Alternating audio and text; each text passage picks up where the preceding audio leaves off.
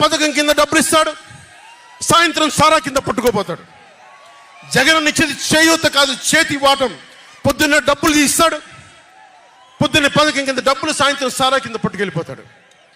ఎక్కడైనా చూడు, digital payments లేవు,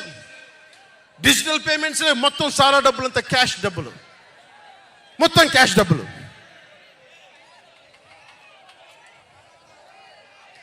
ఇలాంటిది నేను ఇన్ని రోజుల నుంచి, ఇన్ని సంవత్సరాల నుంచి నిలబడే ఉన్నాం. బాధగా ఉంది, అరే మా నేల ఏమైపోతుందని బాధ ఉంది. కింద మీద పడుతున్నాం. ఏ రోజు కూడా ఎవరిని చేయి సాచి డబ్బులు అడగలా, నిలబడి ఉన్నాం. కష్టపడి సంపాదించిన డబ్బులు తీసి పార్టీని నడిపాం. ఎవరున్నారు నా వెనక? మహామహులు ఉన్నారా? నన్ను నమ్మేది నా జన సైనికులు, నన్ను నమ్మిన నా తల్లులు తప్ప ఎవరున్నారు నా వెంట? ఎందుకు నిలబడి ఉన్నాం? అరే నా దేశం బాగుండాలనే కదా, మన సమాజం బాగుండాలనే కదా, యువత భవిష్యత్తు బాగుండాలనే కదా నా తపన. అలాంటి నేను సినిమాలో ఉన్నప్పుడు కూడా అందరు హీరోలు బాగుండాలని కోరుకునేవాడిని. ఒక సినిమా హిట్ అయితే, నాది అయితే ఒక వారమే నేను ఉంటాను. బాలయ్య గారి సినిమా సూపర్ డూపర్ హిట్ అవ్వాలని కోరుకునేవాడిని. జూనియర్ ఎన్టీఆర్ గారి సినిమా హిట్ అవ్వాలని కోరుకునేవాడిని. బాహుబలి ప్రభాస్ గారి సినిమా హిట్ అవ్వాలని కోరుకునేవాడిని. మహేష్ గారి సినిమాలు హిట్ అవ్వాలని కోరుకునేవాడిని. మెగాస్టార్ చిరంజీవి గారు అద్భుతంగా విజయాలు సాధించాలని కోరుకునేవాడిని. రామ్ చరణ్ విజయాలు సాధించాలని కోరుకునేవాడిని.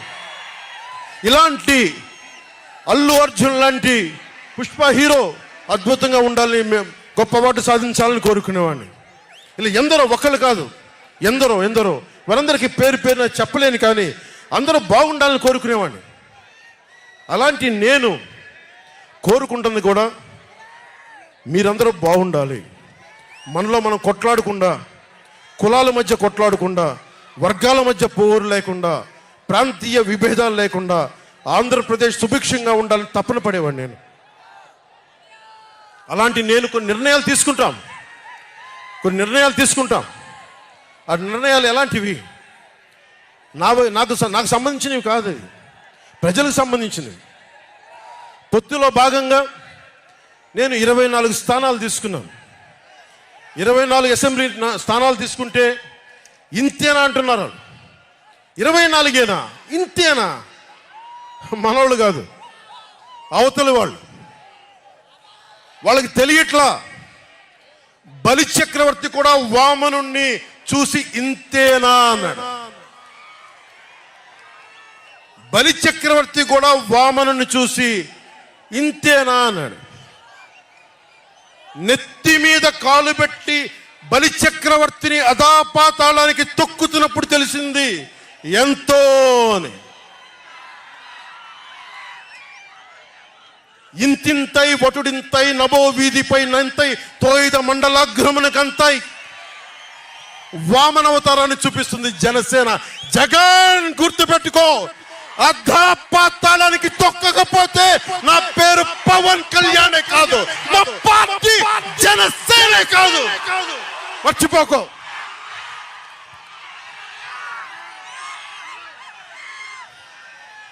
రేపు ఎన్నికలైనప్పుడు వైసీపీ వాళ్ళకి తెలుస్తోంది మనం ఎంతో. నెత్తి మీద కాలేసి తొక్కుతాం కదా, అప్పుడు అర్థమవుతుంది. నిన్న చంద్రబాబు, పవన్ కళ్యాణ్ ఇద్దరు కలిసి తాడేపల్లిగూడెంలో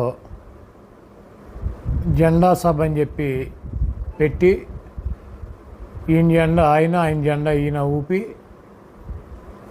చంద్రబాబు నాయుడు అయితే వయసు వచ్చింది కానీ సిగ్గు శరం లేకుండా, ప్రజలకు ఏం చేస్తానో చెప్పకుండా, ఈ రాష్ట్రంలో 14 ఏళ్ళు ముఖ్యమంత్రిగా పనిచేశాను, నా పాలన చూసి ఓటు వేయమని చెప్పి అడిగే దమ్ము లేకుండా, చవట దద్దమ్మ, పనికిరానటువంటి వెధవ, ప్రజలను నమ్ముకోకుండా, పార్టీని నమ్ముకోకుండా, ఆయన్ని నమ్ముకోకుండా, పవన్ కళ్యాణ్ నా మీద ఆధారపడి అతని ఓట్ బ్యాంక్తో గెలవాలన్నటువంటి ఒక చవట దద్దమ్మలాగా చంద్రబాబు నాయుడు నిన్న ప్రసంగం ఉంది. అదేవిధంగా పవన్ కళ్యాణ్ చంద్రబాబు రాసినటువంటి స్క్రిప్ట్ అన్నమాట. జగన్మోహన్ రెడ్డి గారిని తిడతాం, వైఎస్ఆర్ కాంగ్రెస్ పార్టీ శ్రేణులను తిడతాం, ఇక్కడ ఉన్నటువంటి మమ్మల్ని అందరినీ కూడా వైఎస్ఆర్ కాంగ్రెస్ పార్టీలో పనిచేస్తున్నటువంటి మమ్మల్ని అందరినీ కూడా రెచ్చగొడతాం. ఆయన తెల్లారిపాటికి తిట్లు తినాలి, మేమందరం ఆయన్ని భయంకరంగా తిట్టాలి. ఆ తర్వాత ఆయన తిట్టారని చెప్పి ఆయన సామాజిక వర్గం, ఆయనకు ఉన్నటువంటి జనసేనకు సంబంధించినటువంటి ఓట్ బ్యాంకు మా మీద ద్వేషంతో చంద్రబాబు నాయుడికి ట్రాన్స్ఫర్ అవ్వాలని చెప్పి ఒక కుటిలమైనటువంటి నిన్న జగన్మోహన్ రెడ్డి గారిని విమర్శిస్తూ చాలా దారుణంగా మాట్లాడాడు. ఈ రాష్ట్ర ప్రజలు అందరూ గమనిస్తున్నారు. జగన్మోహన్ రెడ్డి గారు 175కి 170 సీట్లు పోటీ చేసి ప్రజలను నమ్మి ప్రజల కోసం పార్టీ పెట్టి ఆయన చేసినటువంటి కార్యక్రమాలు చెప్పి నేను మీకు మంచి చేశానని భావిస్తే కులాలకి, మతాలకి, పార్టీలకి, ప్రాంతాలకి అతీతంగా నాకు ఓటేయండి, లేకపోతే నాకు ఓటు వేయొద్దని చెప్పి దమ్ముగా ధైర్యంగా చెప్పేటువంటి జగన్మోహన్ రెడ్డి గారు ఈరోజు చంద్రబాబు నాయుడికి కానీ పవన్ కళ్యాణ్కి కానీ ప్రజలకి 14 ఏళ్ళు అధికారంలో ఉన్నాము, ఏం చేశానో చెప్పుకోలేనటువంటి దుస్థితి చంద్రబాబుది. 5 సంవత్సరాలు సపోర్ట్ చేసి ముఖ్యమంత్రి చేసినటువంటి చంద్రబాబు ఏం చేశాడో చెప్పుకోలేనటువంటి దుస్థితి పవన్ కళ్యాణ్ది. నేను ఒకటే చెప్పదలుచుకున్నా, ఈ రాష్ట్రంలో ఉన్నటువంటి జనసేన శ్రేణులు కానీ జనసేనకి సపోర్ట్ చేసేటువంటి వర్గాలను కానీ నేను ఒకటే అడుగుతున్నా, తెలుగుదేశం పార్టీ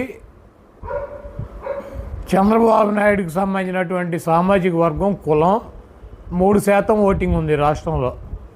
ఆయనకు 3% ఉన్నటువంటి కులానికి మొన్న ఫస్ట్ విడత 21 సీట్లు ప్రకటించాడు. ఇంకా రాజమండ్రి రూరల్ కావచ్చు, దెందులూరు కావచ్చు, మైలవరం కావచ్చు, లేకపోతే పెనలూరు కావచ్చు, లేకపోతే గుంటూరు జిల్లాలో గుంటూరు టౌన్ కావచ్చు, లేకపోతే ఎరపతినేని సీటు కావచ్చు, నెల్లూరు జిల్లాలో కావచ్చు, అనంతపూర్ జిల్లాలో ఉన్నటువంటి ధర్మవరం కావచ్చు, ఇంకా 10 సీట్లు ఆయన సామాజిక వర్గానికి సంబంధించినటువంటి కమ్మాళ్ళకు సీట్లు ఇవ్వడానికి చంద్రబాబు నాయుడు సిద్ధంగా ఉన్నాడు.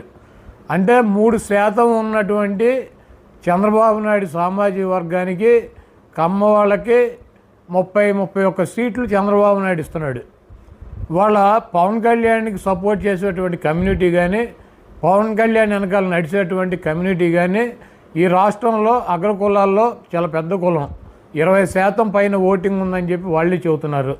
3% ఉన్నటువంటి తన కులానికి తన పార్టీలో 30 సీట్లు పైనిచ్చుకొని జనసేనకి పవన్ కళ్యాణ్కి ఒక అత్యంత బలమైనటువంటి సామాజిక వర్గానికి ప్రాతినిధ్యం వహిస్తున్నటువంటి పార్టీకి 24 సీట్లు ఇచ్చాడంటే